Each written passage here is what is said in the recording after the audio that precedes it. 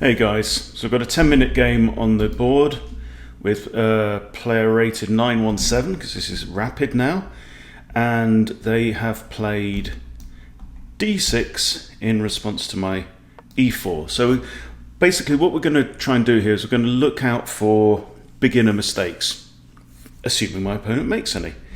So they've brought out their knight to f6, they're attacking this pawn, the pawn's undefended. So I've got a couple of options. I could defend with a bishop, maybe even the queen, or knight to c3. I kind of fancy knight to c3. Blocks off this diagonal towards my king, defends the pawn, and develops a piece at the same time. Okay, so it looks like they're planning to fianchetto the bishop and do like a King's Indian defense. In this case, I think I'm going to develop my bishop to there anyway. It might not be the ideal square, but it's just over defending this pawn. There comes the fianchetto. And now one idea of what I would normally try and do is line up my queen behind my dark squared bishop and try and put my dark squared bishop here and then swap off their dark squared bishop, which is a key defensive piece. Okay, now he's slightly weakened a pawn with a pawn push. I mean, yes, he's kicking the piece away, but it's not a serious attack, but I think one of the key things that I'm noticing over and over again is that the beginner level players are so quick to push a pawn, whereas compared to if you watch more advanced players playing chess, then they're a lot more cautious. And the reason, of course, is the pawns can't move backwards, they can only move forwards. So when you push a pawn forwards, you are committing to that move.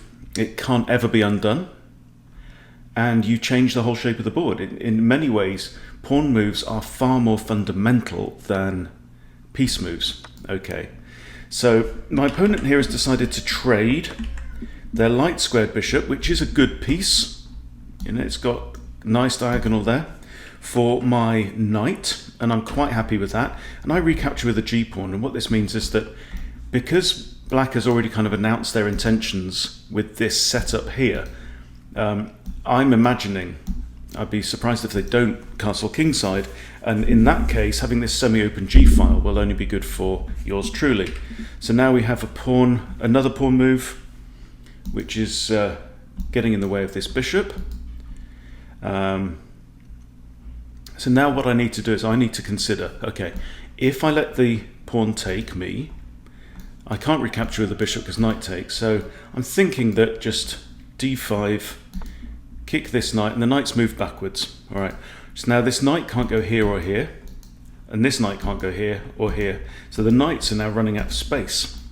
I'm going to castle my king, so now I've completed development, my queen's off the back rank, and my rooks are connected. So I've completed development quicker than my opponent has. The important thing is what you do with it. Okay, so there's 1, 2, 3 attackers now on d5, and only 1, 2 defenders. So it makes sense for me to initiate the exchange of pawns. That way I don't go down in material. My bishop is attacking this pawn right now. Okay, so now I've completed development. My opponent hasn't castled. So one idea is, can we put pressure on the center of the board? Because they haven't castled. I can't take this pawn yet, it's defended twice. I could push here. So what I'm looking for is ways to apply pressure now. So I don't want my opponent just simply to be allowed to castle at leisure. I mean, obviously Black can castle very easily now, but he's got to deal with this tension between these pawns. I quite like my bishops that are pointing down towards this corner, although my dark squared bishop is pointing here, which maybe isn't ideal. Okay, so the knight's not threatening that. Is it threatening my dark squared bishop? Possibly. Should I push a pawn? Let's push the pawn. Because remember, this king still hasn't castled, so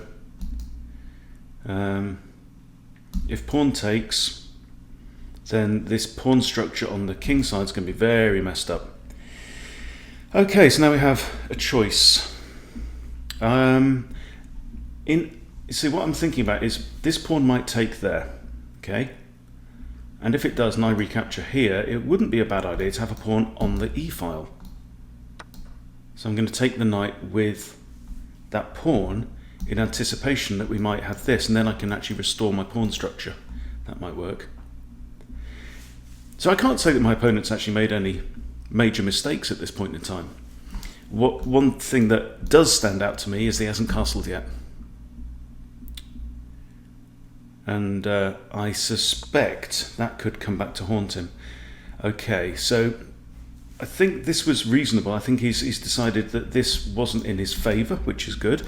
I've now got the opportunity to drop my knight into this nice pocket on d5, hit the queen, threaten the fork. It improves the knight. There's nothing not to like about that move. The queen needs to keep defending this square, so it has to go to one of these, I think.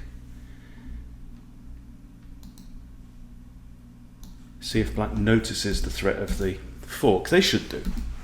He's rated 900. And he's played pretty solidly so far.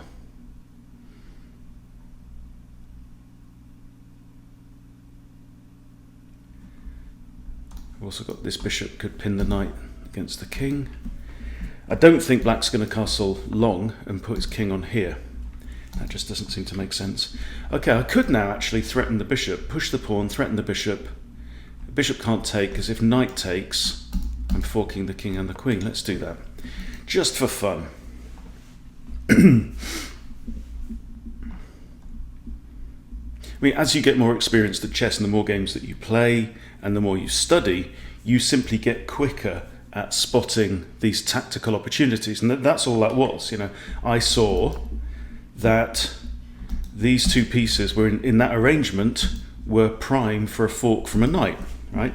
And then I thought, okay, well, I can't move my knight there right now, but what about pushing the pawn? So push the pawn. My opponent's done the right thing and moved the bishop back, but now look, this bishop is now stuck behind his own pawns, right? These rooks are not in the game. They have no part to play at this point. I think I'm just going to bring my bishop round now and just put pressure on this knight. I'm just wanting to make life difficult for black. And I've got these two nice active rooks that can play a part in the game. I do have doubled pawns on the e-file. Okay, so now he's pushing pawns up there. And now we're at the time in the game where I feel like we're established. My opponent is pinned down. So it's like I've got him in the corner of the boxing ring. And now it's time to try and drive my advantage home in some way. So is there anything undefended? That pawn there is undefended. So I'm tempted to exchange my bishop for that knight, but there's no actual need to right now. My queen can't come to here or here. I want to improve my rooks, I guess. And maybe the d-file is the way to go. Maybe that's my opportunity. But that pawn is defended by a bishop here, so moving the knight back isn't a bad idea, but I kind of like the way that it's applying pressure in the middle of the board and it's defending this pawn. Just going to move a rook across. I'm hoping that my opponent blunders. Let's defend that pawn another time. It's now defended 3 times. And that really is the only place for that bishop to go. But I'd love it if my pawn now wasn't on the board. So what if yes, that would be crazy, wouldn't it? Sacrificing a rook? Yeah, too crazy. Alright, where does this bishop want to go? Just come back here. I think more pawn moves is only going to weaken my opponent. I mean, yes, it will. Okay. Right, that's not a blunder. Pawn can't take the knight because then the queen would fall. However, it does allow me to play this. So if the queen comes down here, is there any real threat? say I go there, queen comes down here. No, that pawn's actually protected by that bishop, you see, so... Okay, let's go there. That's just a simple fork. I might try and move my king out the way, move my queen out the way, and then the knight would be on prise.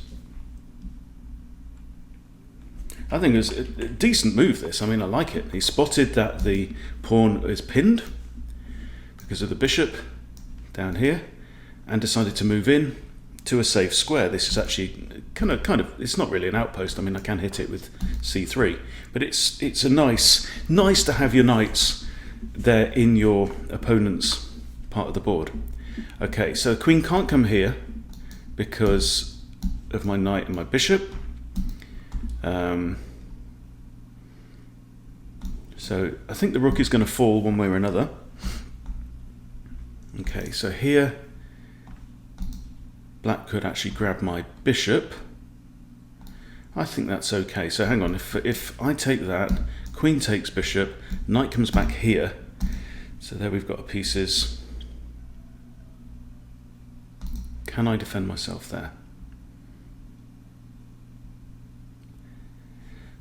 Bishop takes there, king takes. No great threat. Let's just grab the rook. I haven't got time, I've got less than 3 minutes. I haven't got time actually to calculate this through properly. Okay, so the queen has taken the bishop. That's right, my knight can't come to there. I think I need to kick the queen. Yep, kick the queen. Can't go there, there. Where's she going to go? I'd like to get back onto that square. Why didn't I go straight onto that square? I could have done.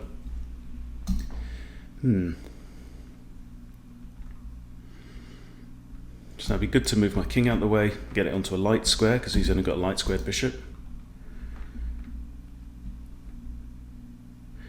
If I can move my queen then with some kind of threat, that would be ideal. And you see here, this king is definitely vulnerable. If the queen moves off this rank, off this file, then I've got knight to c7 with check. That'll force the king to move. So this rook's is still playing no part in the game. My rooks potentially can.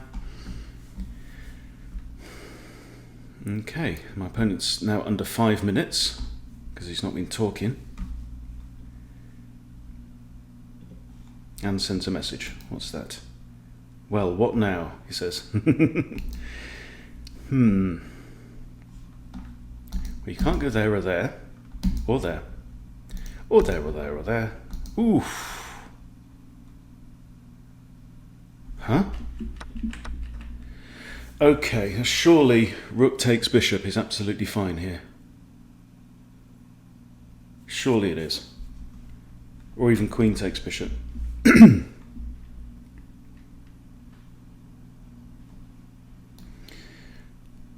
Right, I can't see anything horrible that the knight can do.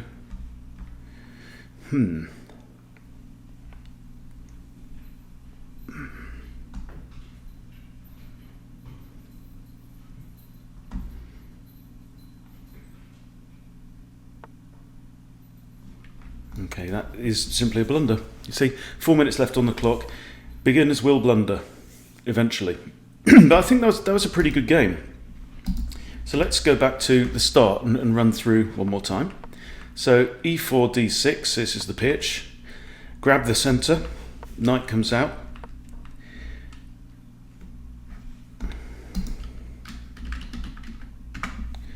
Okay, he says he didn't mean to do that.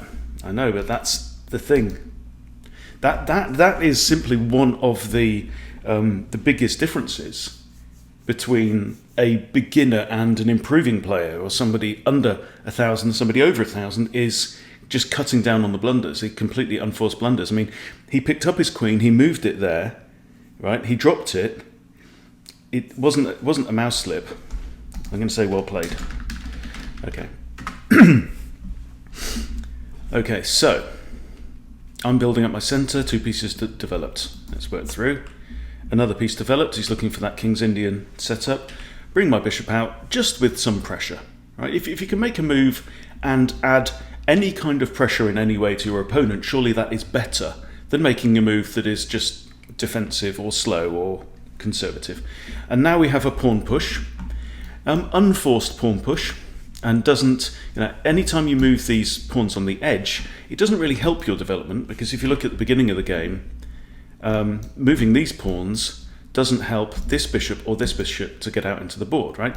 This bishop here needs one of these pawns to move, and this bishop needs one of these pawns to move.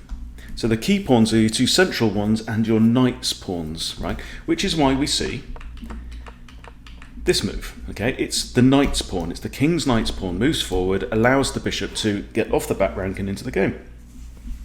This move, however, does not really help development.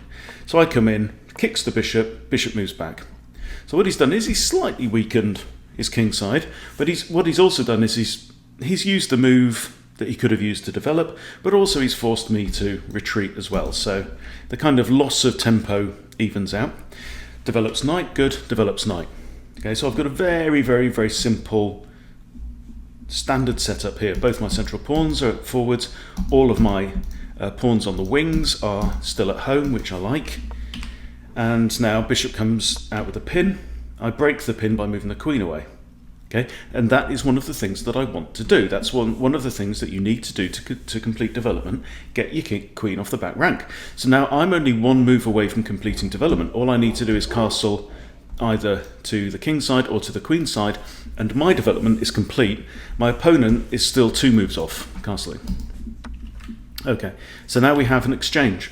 And I decide to, well, it's the only piece that could recapture, but I was quite happy with that. I didn't need to defend the knight in any way. I mean, I could have come back, moved my bishop instead of the queen, right? But that would have been, the way I read that is, that would have been moving a piece that's developed a second time, because the bishop had already gone from f1 to d3. And why does it matter if you move a developed piece a second time? Well, the difference is, this way, I'm still 2 moves away from completing development. I've still got to move my queen off the back rank, and it's only got a choice of 1 square, right? This way, which is the move that I played, oh no, this one, okay, my queen is off the back rank, and I'm ready to complete development on my next move. Now, it does mean that my opponent can capture the knight, but I figure that capturing inwards towards the centre of the board with my g-pawn is no bad thing. My opponent has already telegraphed his intention to castle kingside, therefore for me to have a semi-open file for my rook is, I think, actually a strength. So we have e4, and d5, sorry, e5, d5 kicks the knight. Knight then retreats back. So now we've got a situation where black is maybe a bit behind in space, because I've got this nice advanced pawn, I've got a nice light squared pawn structure. This bishop and these knights are all going to be struggling for activity. So I castle, my development is complete, we exchange pawns, and now this knight's kind of broken out a bit into the game. But the key thing is king still hasn't castled, right? He's got loads of opportunities to castle that king. This setup is a great setup with the fianchettoed bishop and the knight there. It's very, very robust, this like fortress for your king, but it only applies, only counts if you bother to castle. So he could have castled here, right? Instead, he comes in with a knight. Is it an attack? Is he attacking this bishop? So I push forwards. Again, he could have castled now, but no, he grabs the knight. I capture, doubling my pawns, and also kind of preventing this idea, because I can then recapture. Queen moves, right? He still hasn't castled. I can then come in and hit the queen. Queen has to move again, right? Now I kick the bishop, and there's really only one option. It's very easy to read. If bishop captures, knight captures, queen falls. Okay? And he spotted that, did well. But now this bishop has had to retreat again back to its starting square, and black still hasn't completed development and now cannot castle kingside, because this bishop can't actually move to either of these squares that are covered by that pawn. So I bring out my other bishop, which wasn't really doing much. It was defending a lowly pawn in the middle of the board, so just bring it out to here, preventing this knight from moving. It's actually black's most active piece this knight. So now it's stuck. So now black is going to have to move something else. So black moves a pawn. I move a rook. Bishop comes out with a pin on here. And black's getting ready for a decent move. So obviously knight to here is the idea. Can't play it right now because that would drop the queen. So I move a rook, and now he kicks the bishop. So maybe pulling the bishop back here would have been a good idea and maintain the pin on the knight. Yeah, my bishop could have come back to this square, and I do come back here, defending the knight. And now the knight comes in, and this was a good move by my opponent.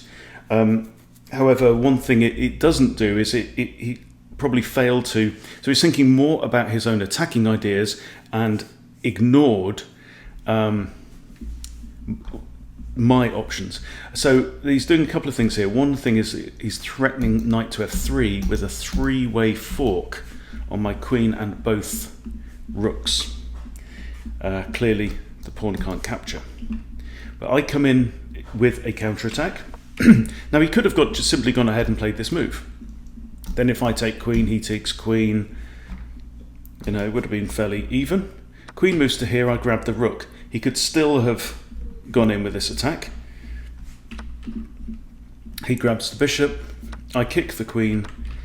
And now this is simply, I think, a blunder. Because he's just given up his bishop for a pawn. And now another follows up with another blunder. And I think it's very interesting as well that one thing that that you need to work on to improve your chess is any kind of sense of panic. It's kind of emotional control.